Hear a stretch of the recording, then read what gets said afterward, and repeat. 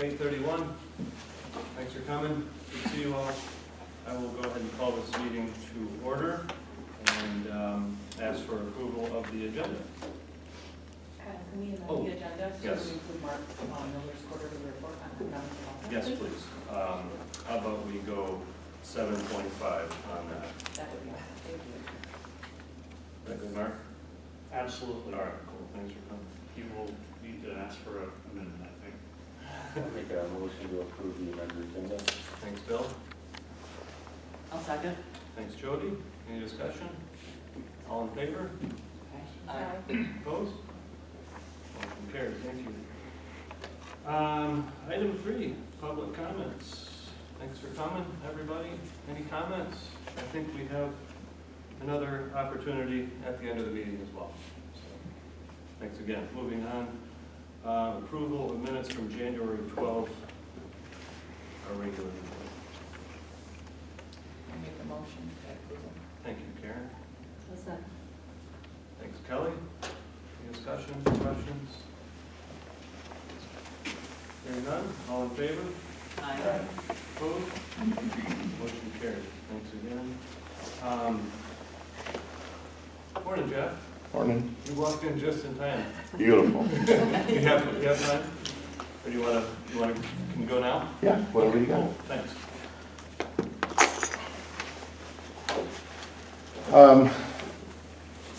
Basically, winter operations. We've got our crews split into 3 different shifts, so we've got 24-hour coverage Friday or Sunday night through Friday night.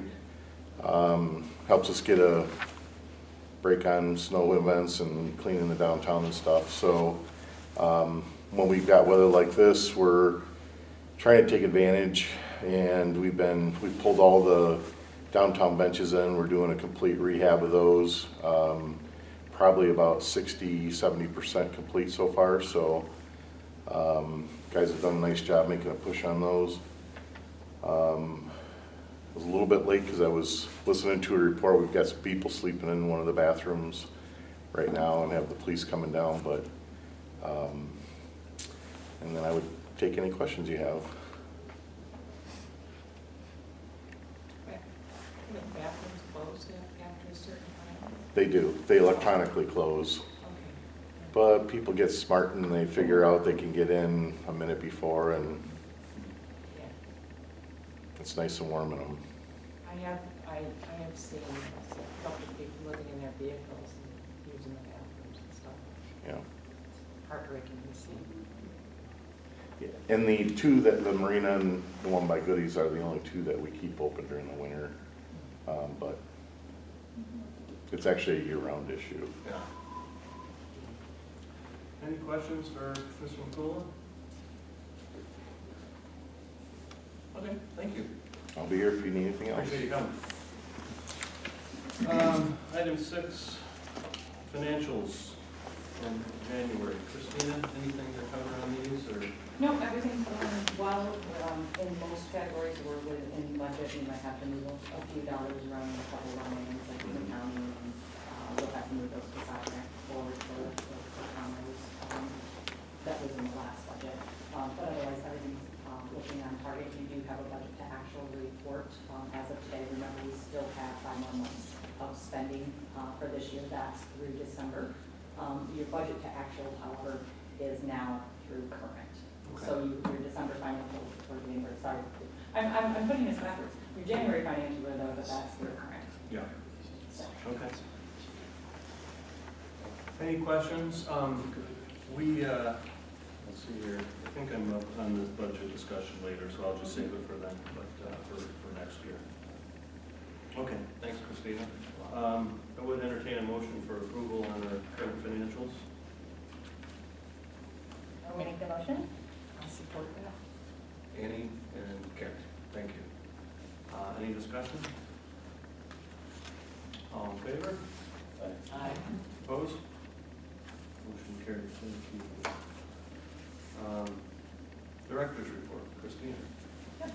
Currently, the work has been trying to prepare a proposed budget for everyone, just making sure that everything in the books is aligning correctly. So we have accurate numbers.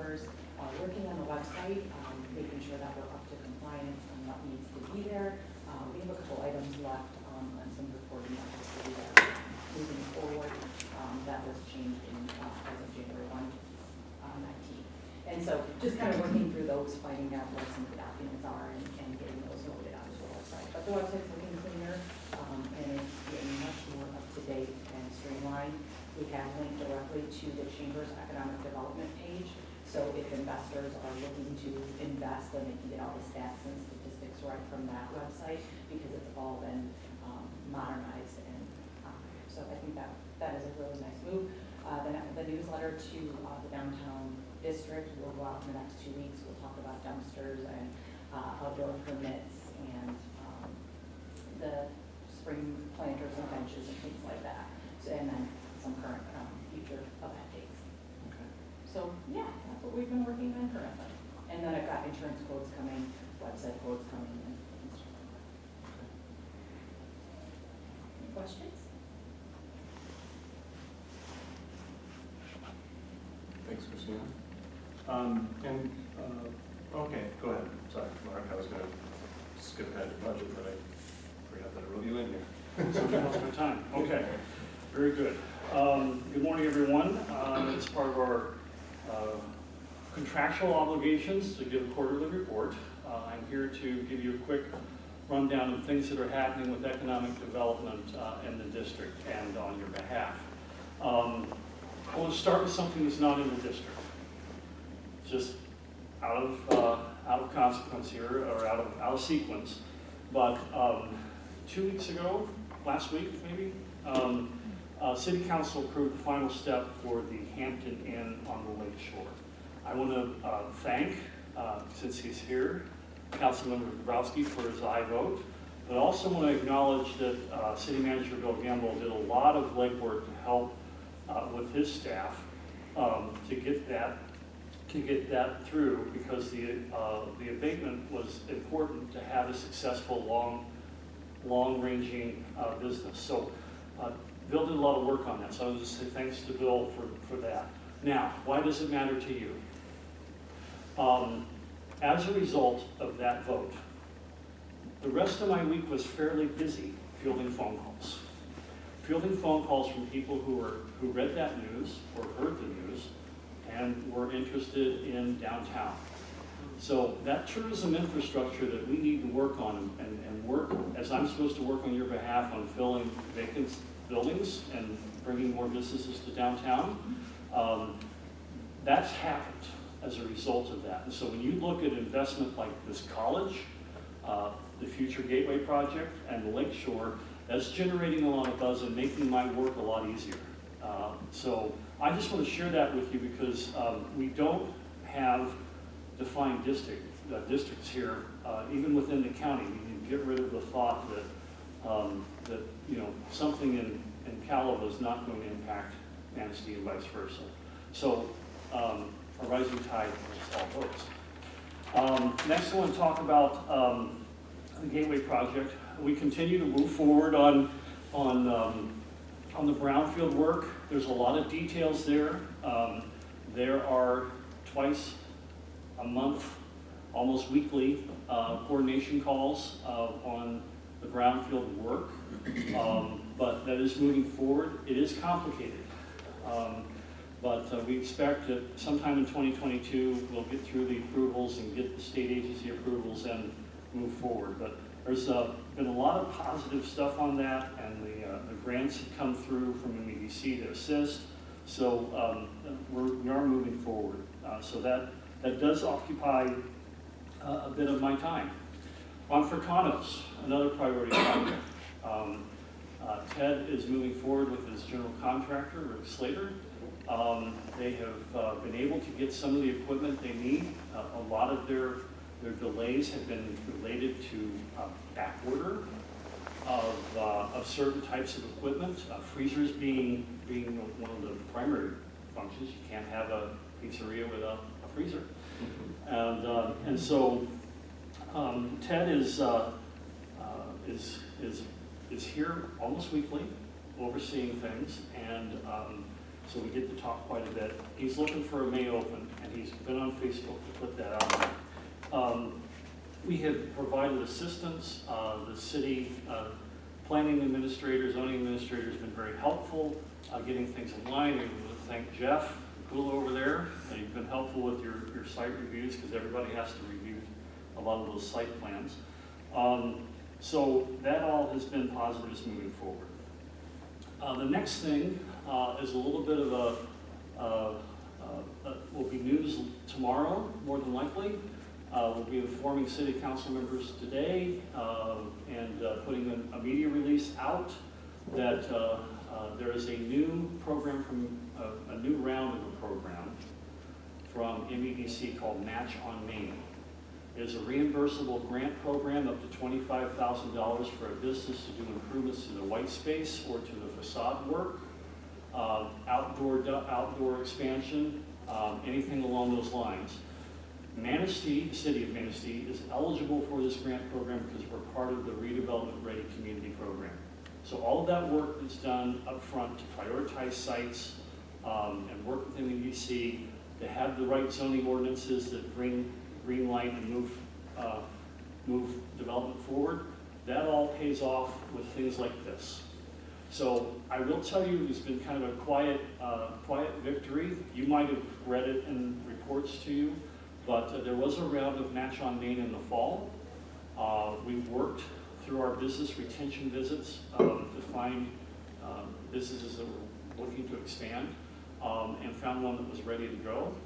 So Bluefish Restaurant actually worked with Bill and I to apply for the Match on Main grant and was awarded in December.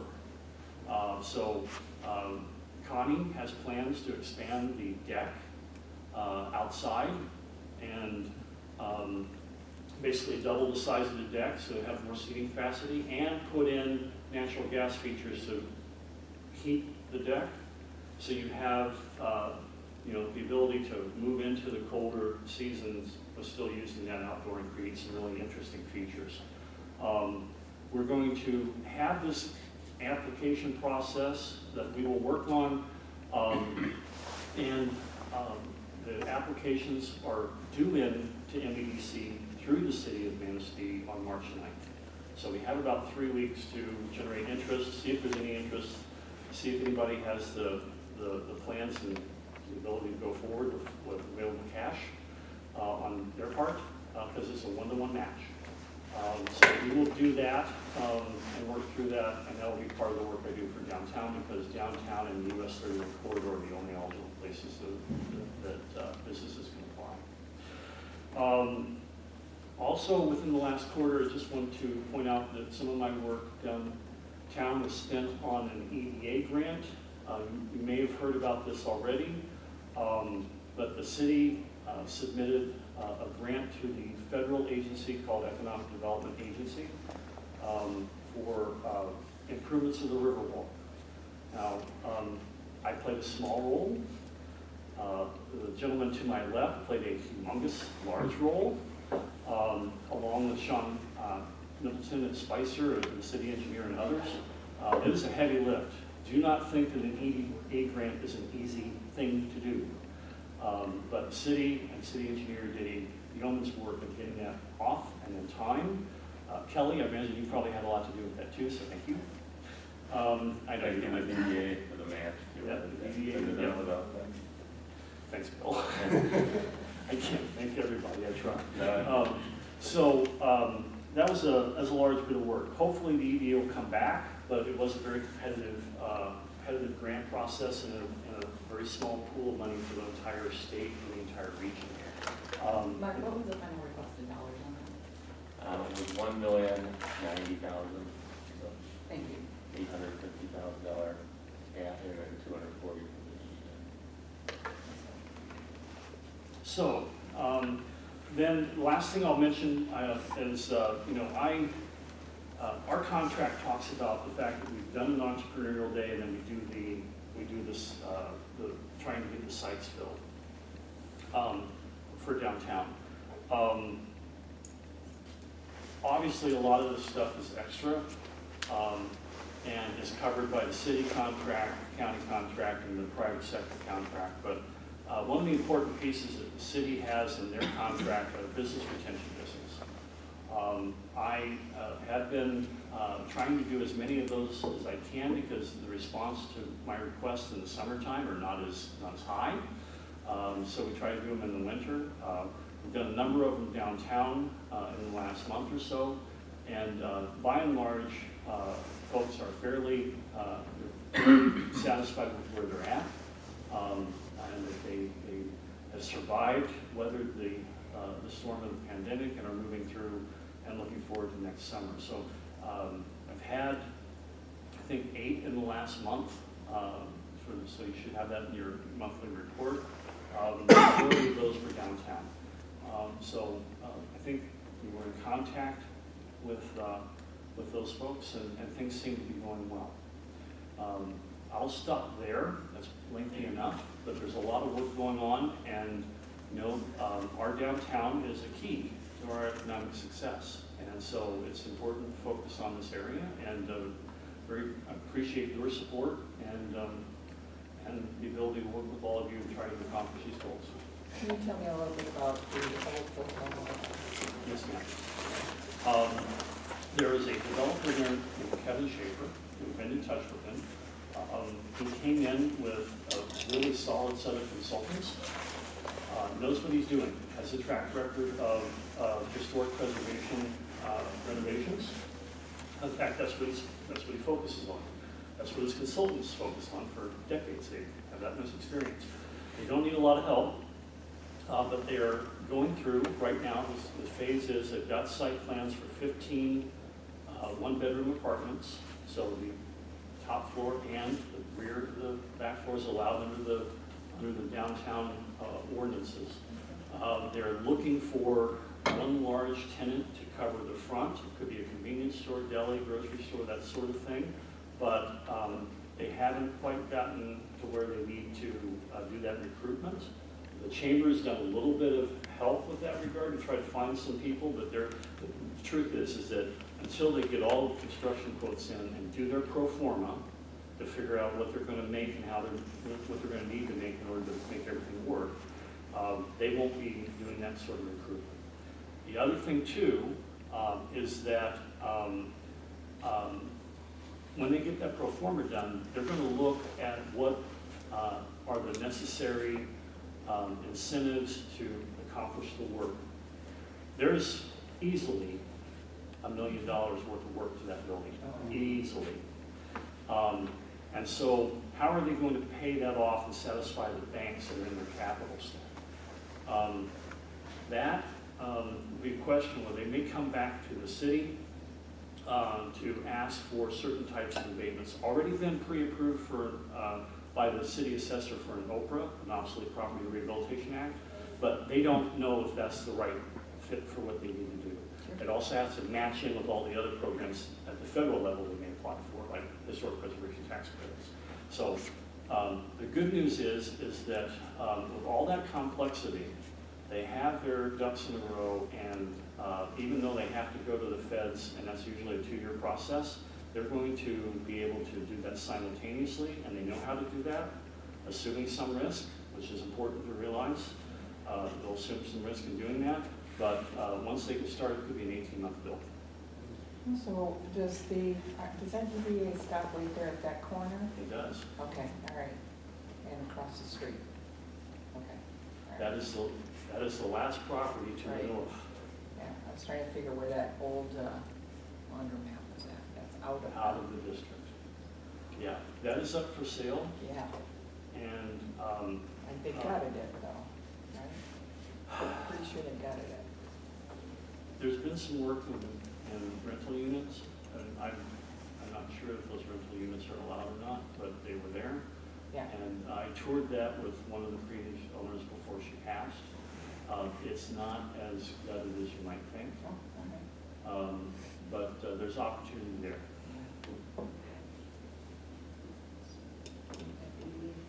I have a couple questions. Just a real quick one is that, how many keys is that Hampton Inn on Lake Shore?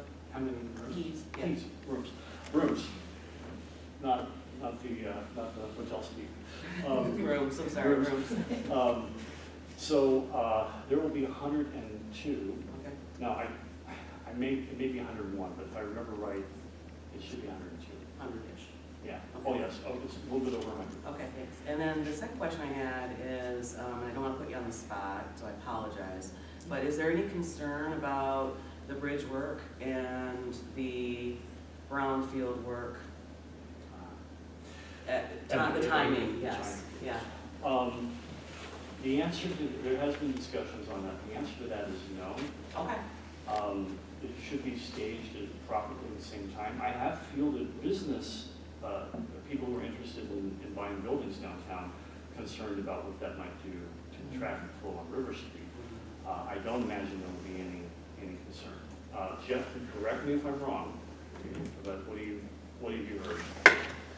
Well, I've had several meetings with the region director of MDOT, and they just put out a preliminary schedule for that work.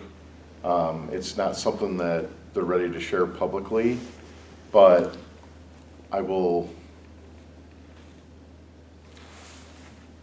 the schedule doesn't look as bad as what we had expected. It is a year-long project, but it is planned to begin in May of '23. But the road closure will be tentatively July through September of '23, open back up, and then close again in December and open in April. So they are, now that the designs have proceeded forward, they're almost doing the exact opposite of what we're doing with Maple Street Bridge. We tented it in the wintertime, and we're doing all the painting and sandblasting right now. Then in the spring, we're gonna do all the site work and concrete. They're gonna do all the concrete during the summer of '23, then be able to open it back up to traffic, and then close it again in the winter of '23 for a few months in order to do all the painting and so forth. So it's still a year schedule, but our fear has always been it's a year closure, and it doesn't look like that. It looks like 2 shorter closures, which will be much less impact on the community. Let me also add to that, because this is the first I've heard of that. I'm not supposed to talk about it. Well, everyone get ready, because just think about all the traffic and commerce that goes through Manistee on the river and otherwise, and on the river. Those freighters are going to be coming hard and heavy before July, and then they'll be hitting hard and heavy after they open back up, right? Yeah, and one of the things, I mean, it's the same thing here. We can't close that navigational channel to ship traffic. So the only time we can do this work and actually close it to shipping is when the shipping season is closed. And that's December, January, February. So both projects are kind of the same. And by the way, this project's going really well. We are putting up some signage for the businesses on the north side that have expressed some concern on the barricades that just say the businesses are open. And we discussed this at council last night. The painting is about to wrap up within a week, and then they'll begin untenning it. And then it's just a function of weather, of when it gets warm enough to start doing that concrete on the approach spans. Then we'll be able to do that. And again, it should be open before Memorial Day. If everything goes well, it could be a couple weeks before that even, so. There's a couple things that come to mind. One is that we'll be pushing traffic a different direction, which may be over this bridge, correct? Yeah, and that's why we're doing this one right now, in anticipation. Also, by the way, there's a whole bunch of things as you guys were talking that I thought, man, I should have included that in my report, but I'll sprinkle them in.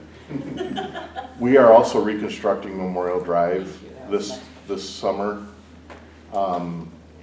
So that'll be completely reconstructed, and that'll be done ahead of when that project happens. We've been trying to time that, and we're in a good position for that right now. We also had planned to repave Washington Street. We didn't get the state assistance that we had hoped for, so we wanted to do that before the bridge detour. but now the second best is to do it right after the bridge detour, so all the traffic impacts happen, but then we can upgrade it immediately after that. So we're looking at 25 for that Washington Street upgrade. Thank you, Jeff. Another thought I had on Memorial. I don't know if it should go here or not, but economic development, I think this is, we've got Save-A-Lot, the Olsen still own that building back here. They have no plans. I wonder, and I don't know who you even talked to about this, but the farmer's market that's held in this parking lot, which, you know, it's been a wonderful, I love the farmer's market, it's my Saturday morning, but I've seen just this increase in traffic congestion and potential difficulties in this area right here. So I'm wondering about, can we contact Olson's? I mean, they're good, they are good partners, community partners, they'll work with people. You know, what about a year-round market? What about that parking lot? You know, would they be, you know, I don't know about our farmers market, if they're kind of a, if they're a 501c3, have they ever thought about that? You know, any of that type of stuff. But, you know, as that property sits there and there's no plans, it would be nice to at least move that market over there, give them more room and take some of that congestion off of, and it's more visible to people. But it's just a thought. I thought of that the other day. Karen, we have contacted them in the past. We tried, when Beth was here, we tried to get them to move down by the fountain area. They were reluctant in moving because they liked the shade in that location. So that's the only thing that the feedback that I had so far. But we haven't contacted them this year. Well, maybe we can, as a DDA, put up some tent coverages or something like that, you know? Something that would shade them, provide them that shade. I get it, I understand that, you know, I like to sit under the shade with the dog too, watch people, but, The space does sort of max out. yeah, it does, and I, you know, and again, it's city parking, it's their parking, it's, you know, restaurants using it, there's just a lot there. I love the location, it's nice to kind of look over the river, but at the same time, I think, boy, we have a potential here. And I kind of, I keep thinking about, because my family's involved with, down in Monroe, they have this year-round farmers market. And I just keep thinking, oh, what a great idea that is. You know, and I just don't know how to make that happen. And the one that was built in Flint is absolutely amazing. Year-round, indoor, looks like a barn, kind of looks like a small version of the Ironworks. But it certainly is a really good idea. I have reached out to the Olsons.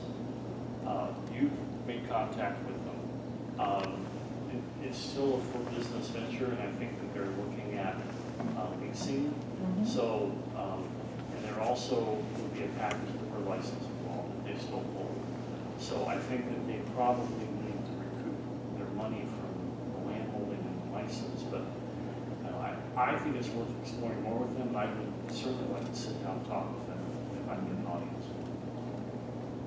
Just some thoughts for that location. It would flow with everything that we have building over there, but thank you for listening. Yeah, good thoughts. Thanks, Jeff. Anyone else, any questions for Mark, or comments? Thank you for the update. Yeah. Mark, I have a question to put you on the spot. Hear a little bit about east of 31 River Street. Any input there, or? I will, there is a lot of activity going on. I'll give you the bright spot first. There is someone going into 1907 Cafe, and the lease is yet to be signed as of yesterday, but it will be very promising and will create kind of a hit destination. not be something focused on the mornings, but maybe in the evenings. So that's a real positive note. There has been a lot of discussion about the Milwaukee House. I imagine that's what you're alluding to. I guess the whole area in general. Yeah, okay, we'll just stick to the general area. I personally think that we're running out of spaces to put people down on River Street downtown. The next opportunity for us, and it could be a really great one, is to try to build out the Peninsula District. So if all the things that are happening on River Street move along and are opening up, and if the Ironworks owner was open to maybe building out white space on the south side, along with using the acres of open space there, you could see some really neat things. Also note that the Sings Marina not the marina itself, but the old loading dock property is up for sale. Now, yeah, I'll leave it at that. But you know, there's some vacant parcels in there, and of course, Consumers owns land that's under restricted covenant right now that cannot be developed, but in the future there are opportunities for that as well. So I think as we look for the economic development growth here in Manistee, the Peninsula District, Washington Maple Street, Division Street, certainly First Street, but I think really more of those previous three areas are really where we're going to be turning our attention. At the same time, I don't know if people know, but the county has received a grant for $400,000 for a study to move the railroad tracks. This is something that we have tried as a community to do repeatedly for decades. And so we picked it up again, dusted it off. We were able to get support and some funding for this plan. Big concerns, you know, that swing bridge is what, 100 years old? Something breaks on it, we probably will have a problem. We've been lucky. Also, too, we have two other bridges that are, 70, 80 years old that are utilized by the railroad. But I think that's important. That will also, if that happens, personally, I think it just would help our traffic flow a lot. I also always think about emergency services.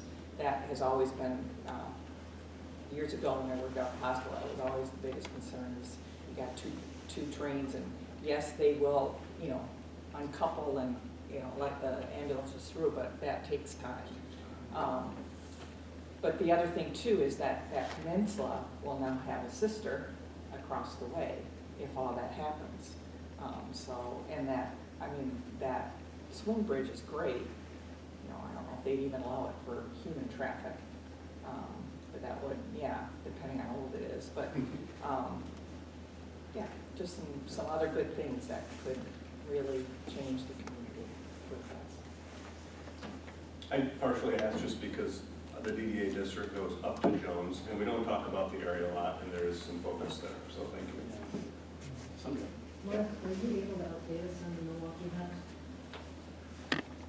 I can tell you about that. So we've been kind of working with Mr. Spalding.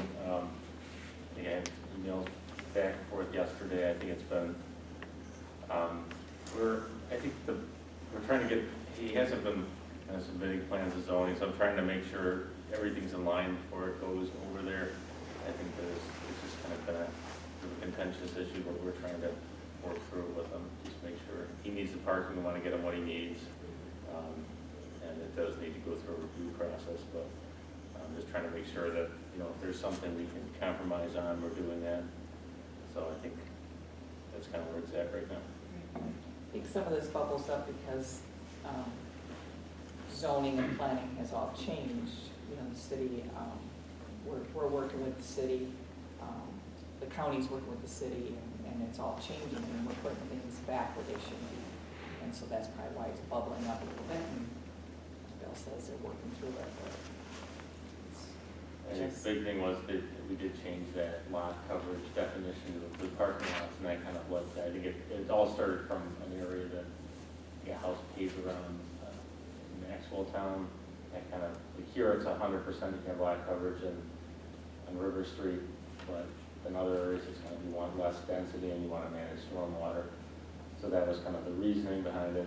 And it's just, I think, unfortunately, this is the first, Mr. Spalding's been pushing this forward, and we'd be the first one to deal with it. We're amending the ordinance to include a green infrastructure exemption. So I think that's kind of, I think the timing didn't probably lead to a couple of these issues, which was unfortunate. Thanks for working on that. Thank you, Bill. Anybody else? Okay. Moving on, budget. I'm proposing that we have a budget work session. Christina's put a lot of time into this, and her and I have talked about it quite a bit, but we need to get the board together and talk about next year's budget. I think that's the best way forward. So we can take comments now on times, but I think probably a poll would be best. Do you think a couple hours? 2 hours? Two? Okay. And if we're in the middle of Yeah.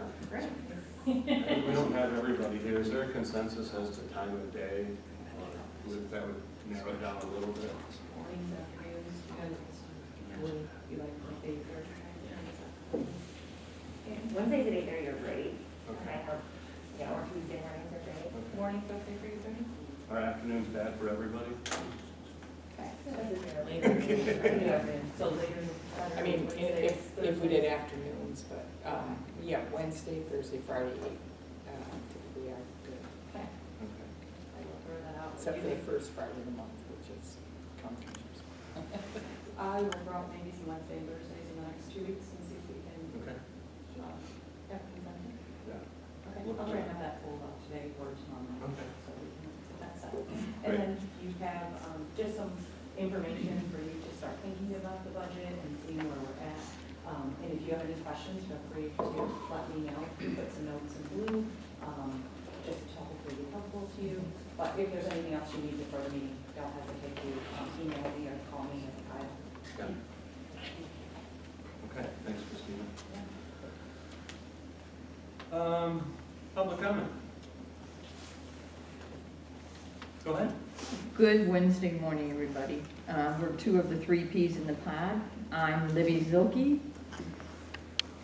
Do you remember who you are? Make you smile. And Frankie Rasmussen. Anyway, Don Ward gave us the opportunity to take over the Christmas shop. Actually, we were going to only rent a small spot. Well, throughout from August, the second week in August on, he kept allowing us to, you can do that, you can use that spot, you can use that spot too. And so now we have almost the whole back end of the store. And it's been a really win-win situation for both of us.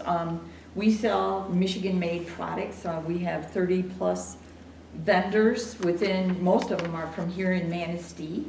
And because there's the back door on 31, it brings people in that way, but they also head out to Don's hardware store and vice versa. People park on the street in Sycamore and they come back to our store. So it's a win-win for all of us, and it's been neat to be part of the city's stores that have things available, especially, we haven't experienced the summertime people that are coming in, but we did have a great fall and Christmas, pre-Christmas season.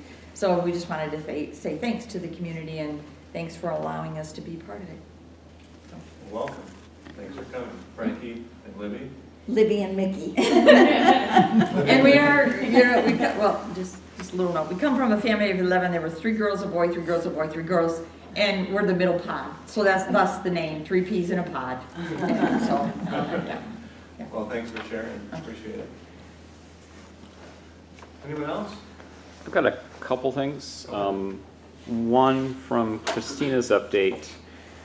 She mentioned the letter going out to the district. And one of the things that popped into my head is the organizations that adopt the planners on the Riverwalk. just making sure that they're in the right loop of being contacted, because this is the time of year that we should be doing that.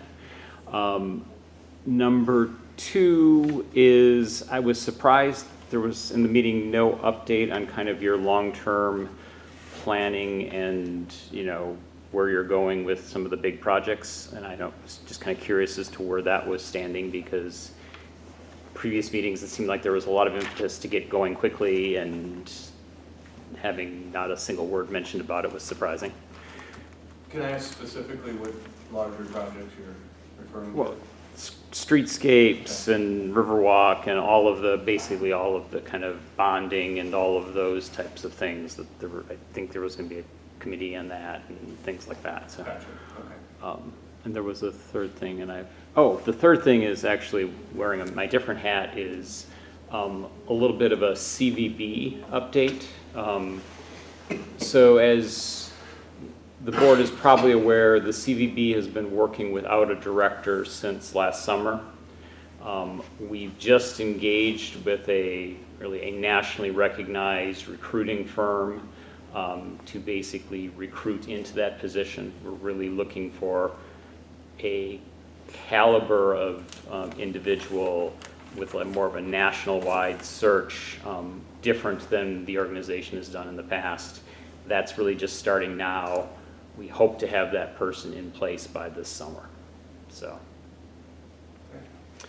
and actually I'll add one more thing is, and there's a press release kind of in the works on this, but the tourism industry, especially our hoteliers, did very well last year. I mean, it was by far our best year on the CVB's record books, and some of those details will be coming out soon.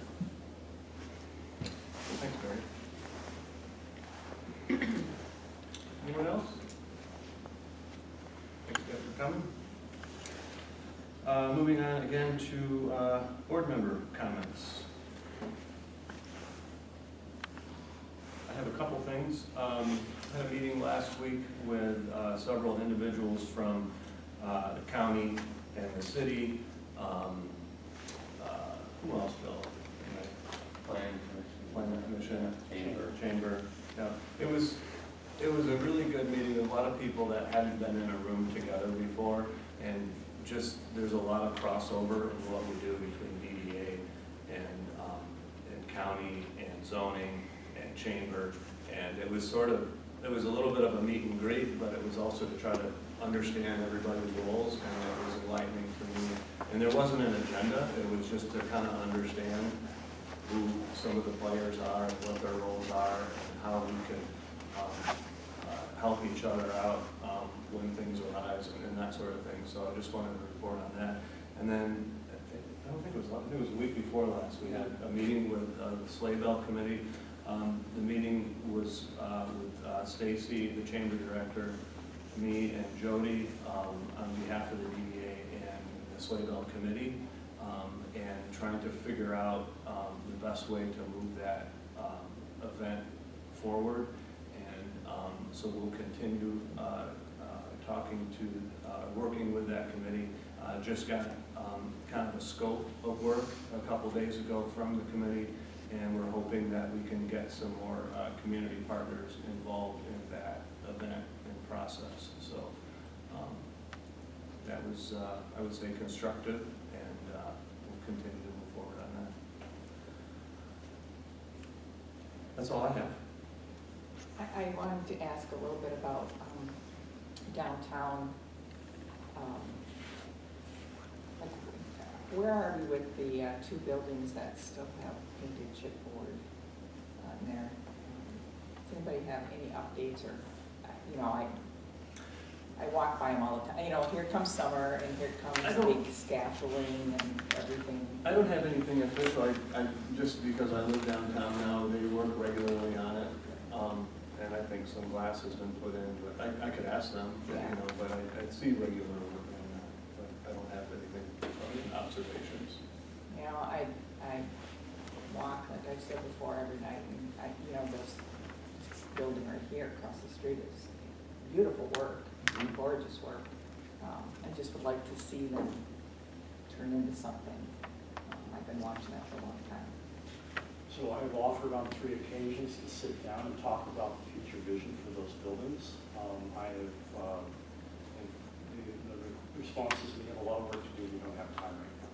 So, Well, they do work hard. I see them all the time, but, it does get concerned about, maneuvering around scaffolding and, saws being, and they're inside and saws are left outside. I always think about safety issues, stuff like that. But, they do beautiful work and they're hard workers, but I'd love to see that come to something. I've been watching them for over decades or so. I think there's a quarter that's supposed to be done in May. Okay. I think HDC, they have till August, so I think they were kind of looking to wait till August. I told them the sooner they get it done, the better. Okay. All right, great. And then just to, I'm not sure if we go out and kind of support some of the owners, like, oh gosh, building across from Jack Pine Building.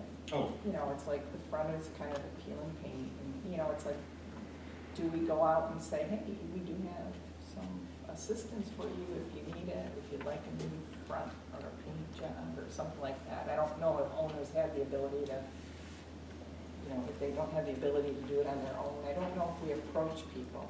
I know that the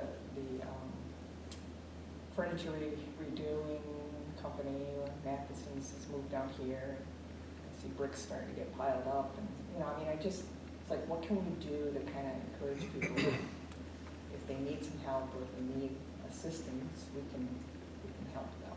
So the city has a polite committee or an ad hoc committee. One of the things is setting up a kind of a beautification, neighborhood restoration.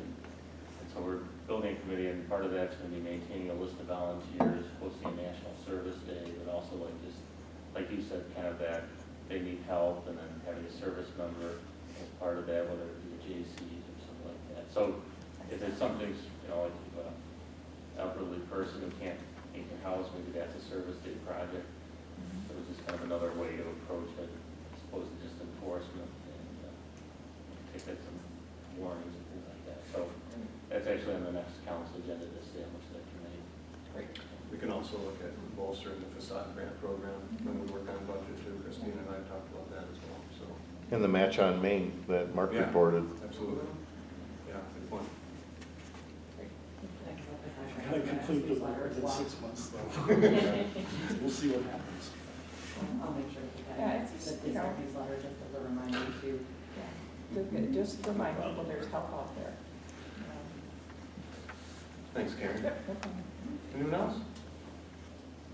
Thank you, Kelly. Chamber Untapped, tomorrow night, formerly Business After Hours.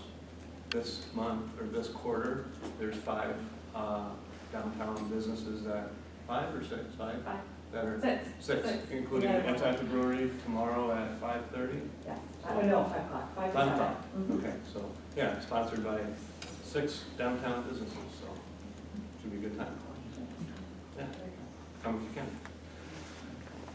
Also, Kyle, I just want to let everyone know, I did add you to ribbon cutting, so if there will be a ribbon cutting for the chamber that someone's requested downtown with Port City Emporium is now moving to the old Salt City Cargo Building in the next month. I'm just going to add the board to the ribbon cuttings if anybody would like to make it or come mingle or say, as you're downtown going to the shop and just say, oh, see you're moving or I'm going to see your new space, then you guys will just be informed of that on a Great, regular thank you for basis. that. So, if it works in your schedule. Is there a backup, is somebody coming into the?